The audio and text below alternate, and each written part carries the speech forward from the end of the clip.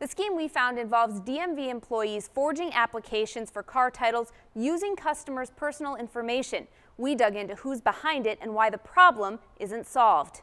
Jill Nunn traded in an old car in 2017 and didn't give it another thought until months later when she got a call from the Wisconsin Department of Transportation. They asked me if I had applied for a new title for the vehicle, and I said not since I had traded it in. Investigators sent her a copy of the title application. It had her driver's license number, address, and was signed at the bottom. Once I saw my name with someone else's writing, that's probably when I got mad. Through multiple open records requests, CBS 58 Investigates learned the problem is much bigger than just Nunn's case. A ring of DMV employees, primarily at the Milwaukee Northeast DMV, accessed customer records and used the information to get titles. The crimes date back to at least 2014. The victims all traded their cars into dealerships, which then sold them at auctions. Whoever bought the cars at auction is behind the scheme and used those insiders at the DMV. And I asked him, I said, well, I don't get it. I don't understand what is the benefit to someone by breaking the law. The answer is money. In Wisconsin, cars purchased at auction must then be sold to licensed dealers.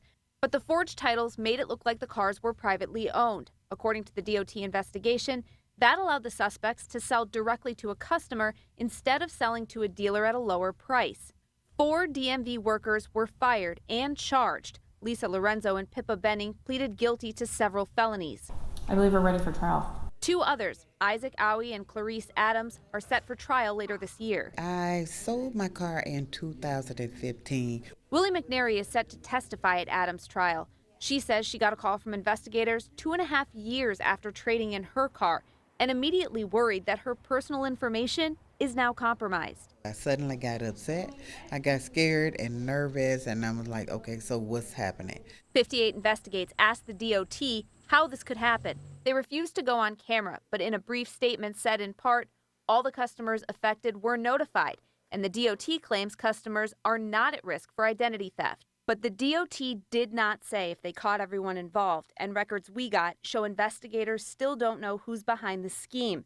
Those fired DMV employees claim they only know nicknames. I was completely shocked. I had no information about this.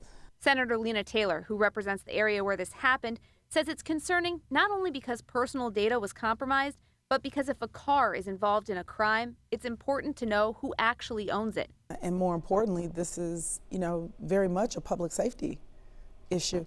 After talking to 58 Investigates, Senator Taylor says she reached out to the DOT secretary for more information and to see if there's new legislation that can prevent this in the future. Looking at the licensing process for individuals who are able to go to auctions. Senator Taylor says she doesn't think the investigation into what happened or who was involved is over, and neither do the victims. Do you feel like you got enough answers about what happened? Not really, not yet. I'm working on it.